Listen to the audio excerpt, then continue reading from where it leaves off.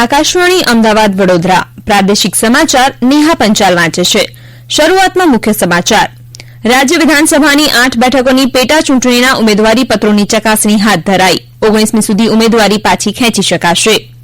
રાજ્યમાં રહેઠાણ ના પરવડે તેવા મકાનો બનાવવા ખેતીની જમીન ઉપર પણ છૂટ આપવાની મુખ્યમંત્રી વિજય રૂપાણીએ જાહેરાત કરી. આદ્યશક્તિની આરાધનાના મહાપર્વ નવરાત્રીનો સમગ્ર રાજ્યમાં ઉત્સાહપૂર્વક આરંભ. સોસાયટી મહોલ્લામાં આરતી પૂજા માટે પોલીસની પરવાનગી લેવી નહીં પડે.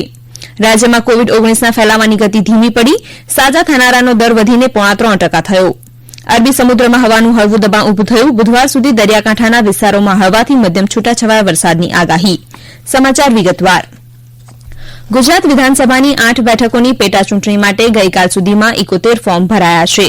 બધા જ ઉમેદવારી પત્રોની ચકાસણી થઈ ગઈ છે. આજે રાત્રે રિપોર્ટ જાહેર કરવામાં આવશે. આ ઉપરાંત મતદાતા યાદી પણ જાહેર કરવામાં આવી છે. 3000 નવા મતદારો આ વખતે ચૂંટણીમાં પોતાનો મત આપશે. 8 લાખ કરતાં વધુ મતદારો મતદાન કરશે. મતદાન માટે પોસ્ટલ બેલેટની વ્યવસ્થા કરવામાં આવી છે.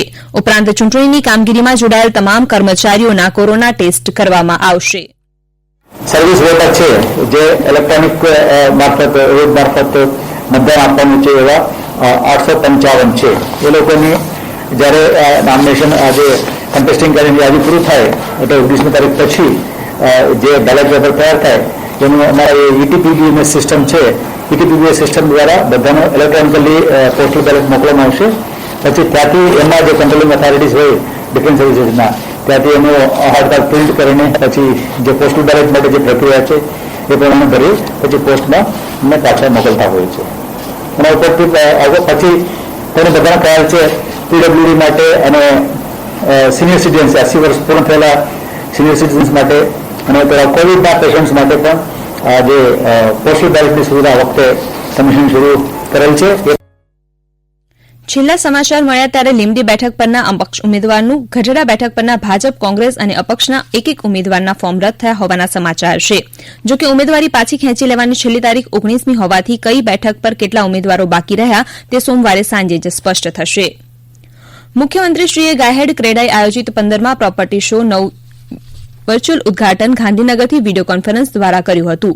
આ અવસરે મુખ્યમંત્રીએ જણાવ્યું કે બાંધકામ ઉદ્યોગના અર્થતંત્રનો આધાર છે અને અનેક લોકોને રોજગારી આપવા સાથે ઘરના ઘરનું સપનું સાકાર કરનારું ક્ષેત્ર છે. સુવિધાસભર અને ગુણવત્તાયુક્ત આવાસ મળે તે માટે ઇઝ ઓફ ડુઇંગ બિઝનેસની પરિપાટીએ ઇઝ ઓફ લિવિંગને પણ સરકારે મહત્વ આપ્યું છે. આ અવસરે તેમણે મહત્વપૂર્ણ જાહેરાતો પણ કરી. એફોર્ડેબલ હાઉસિંગ વધુ મોકળાશભરા બનાવવા માટે 80 ચોરસ મીટર બિલ્ટઅપ એરિયાના સ્થાને હવે 90 ચોરસ મીટર બિલ્ટઅપ યુનિટનો એફોર્ડેબલ હાઉસિંગમાં સમાવેશ કરવામાં આવશે અને એફોર્ડેબલ હાઉસિંગ માટે વધુ જમીન સરળતાએ ઉપલબ્ધ કરાવવા ખેતીની જમીન કાયદા 63A હેઠળ એફોર્ડેબલ હાઉસિંગ માટે જમીનોની પરવાનગી અપાશે તથા સમગ્ર રાજ્યમાં એક સમાન પદ્ધતિએ ચાર્જેબલ એફએસઆઈ લેવાશે અને વ્યાજમાં રાહત અપાશે. આદ્યશક્તિની ઉપાસનાના પર્વે નવરાત્રીનો આજથી પ્રારંભ થતાં સમગ્ર દેશ સહિત દેશભરમાં રાજ્યમાં ભાવિકો ભક્તિભાવનાની સાથે માતાજીની આરાધના કરી રહ્યા છે.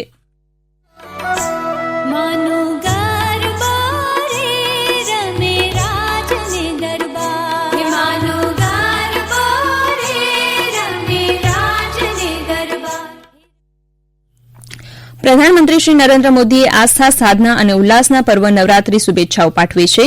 એક ટ્વીટ સંદેશામાં શ્રી મોદીએ આશા વ્યક્ત કરી છે કે મા જગદંબા સૌને સુખ, શાંતિ અને સમૃદ્ધિ આપશે. પ્રધાનમંત્રીએ નવરાત્રી પર્વના પ્રથમ દિવસે માના સ્વરૂપ શૈલપુત્રીના પૂજન અર્ચન કરી સૌના માટે સુખ, સમૃદ્ધિ, આરોગ્ય અને સુરક્ષા માટે પ્રાર્થના કરી હતી.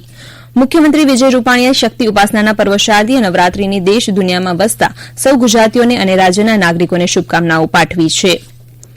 દરમિયાન રાજ્ય સરકાર દ્વારા માત્ર આરતી પૂજાની મંજૂરી આપવામાં આવી છે. રાજ્ય સરકાર દ્વારા જાહેર સ્થળો, માર્ગો અને સાર્વજનિક સ્થાનો પર માતાજીની આરતી પૂજા માટે પોલીસ મંજૂરી મેળવવાની રહેશે તેવો નિર્ણય કરાયો છે. જો કે ફ્લેટ સોસાયટીઓમાં માતાજીની પૂજા આરતી માટે પોલીસની મંજૂરી મેળવવાની આવશ્યકતા રહેશે નહીં. કોરોના કાળમાં આજથી નવરાત્રી મહોત્સવનો પ્રારંભ થઈ રહ્યો છે ત્યારે આ વર્ષે સમૂહમાં નવરાત્રીમાં રમી શકાશે નહીં. પૂજા આરતી સહિતના કાર્યક્રમો ઉપર પણ કોરોના સંક્રમણને ફેલાતું અટકાવવા અનેક મર્યાદાઓ લાદવામાં આવી છે. આવા સમયે નવરાત્રી મહોત્સવનો આપણે સારા સ્વાસ્થ્ય માટે ઉપયોગ કરીએ તે ખૂબ જરૂરી છે. સુપ્રસિદ્ધ આયુર્વેદાચાર્ય ડોક્ટર હિતેશ જાનીએ નવરાત્રીની 9 દેવીઓને 9 વનસ્પતિ સાથે સાંકળી છે. તેમણે પહેલા નોરતાનું મહત્વ આ રીતે સમજાવ્યું. પહેલું નોરતું એટલે પ્રથમમ શૈલપુત્રી, તો શૈલપુત્રી માતાજીનું વર્ણન છે એવું આપણે લાગે અને એની પૂજા અને આરાધના કરવી. દ્વિતીય બ્રહ્મચારિણી, તો શૈલપુત્રી એટલે વાસ્તવમાં એનો બીજો અર્થ થાય હરડે. તો એક એક નવરાત્રીને એક એક વનૌષધિ કે ઔષધિનું એમાં મહત્વ બતાવેલું છે. તો હરડે છે એ અનુલોમન કરે છે, હરડે છે એ પાચન કરે છે, હરડે છે રસાયણ છે એટલે કે ઇમ્યુનિટી વધારે છે, હરડે છે એના એટલા બધા વિશિષ્ટ ગુણો બતાવ્યા છે કે વાત ન પૂછો. તો હરડેને જે રીતે આપણે લેવી જોઈએ તો એને પથ્યા કઈ છે, હિત કરવા વાળી છે. એનો એક પર્યાય છે કાયસ્થ, શરીરને ઠીક રાખે છે. ચેતકી, એ ચિત્તને પ્રસન્ન કરે છે. શાસ્ત્રોમાં તો એમ કહ્યું છે કે યસ્ય ગૃહે નાસ્તિ માતા તસ્ય માતા હરિતકી, જેની માં નથી જેને ઘરે એની માં હરડે છે. આયુર્વેદાચાર્ય ડોક્ટર હિતેશ જાનીએ ભક્તિમાં આયુર્વેદ વિશે આકાશવાણી સમાચાર વિભાગને આપેલી ખાસ મુલાકાતની ઝલક રવિવારે બપોરે 2:35 સમાચાર સમીક્ષા કાર્યક્રમમાં સાંભળી શકાશે. આ સમાચાર આપ આકાશવાણીના અમદાવાદ વડોદરા કેન્દ્ર પરથી સાંભળી રહ્યા છો. રાજ્યમાં કોવિડ-19ના ફેલાવાની ગતિ ધીમી પડી છે અને સમગ્ર દેશમાં કોરોનાના કુલ કેસોની દ્રષ્ટિએ ગુજરાત 15મા સ્થાને ખસ્યું છે. ગઈકાલ સાંજ સુધીમાં કોરોનાથી સાજા થનારાનું પ્રમાણ 92.74% થયું છે અને કુલ 1,57,474 સંક્રમિતો પૈકી માત્ર 14,605 દર્દીઓ જ રાજ્યની વિવિધ હોસ્પિટલોમાં કે પોતાના ઘરે સારવાર લઈ રહ્યા છે.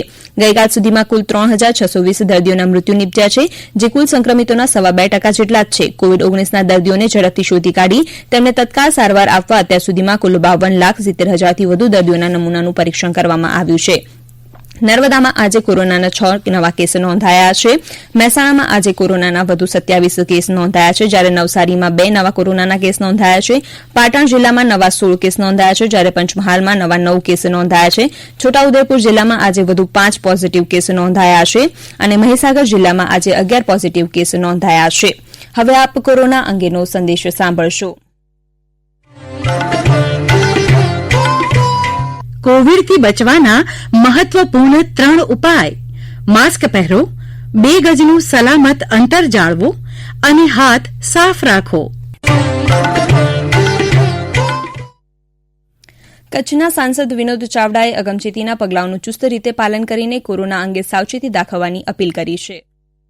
આકાશવાણી સમાચારના માધ્યમથી સર્વે શ્રોતા મિત્રોને હું એક નમ્રપૂર્વક વિનંતી કરું છું. જે રીતે દેશના પ્રધાનમંત્રી શ્રી આદરણીય નરેન્દ્ર મોદી સાહેબ કોરોના મહામારી દેશ અને દુનિયાની અંદર ચાલી રહી છે અને વારંવાર એમણે આપણને સૌને સજાગ રહેવા માટે અપીલ કરી છે. હું પણ અપીલ કરું છું કે આપણે સેનિટાઈઝરનો વારંવાર ઉપયોગ કરીએ, માસ્ક આપણે ફરજિયાત પહેરીને રાખીએ, બહાર ગયા હોઈએ તો ઘરે જઈને સાબુથી હાથ ધોવાનું પણ આવશ્યક રાખીએ, 2 ગજની દૂરી પણ બનાવી રાખીએ. આ બધા જ નિયમોનું આપણે પાલન કરીશું, ચોક્કસપણે આપણે કોરોનાને આપણે હરાવી શકીશું. કોરોના મહામારી સામે લડવા માટે આ બધા જ નિયમોનું પાલન કરીએ, એ જ મારી આપ સૌ પાસે વિનંતી છે.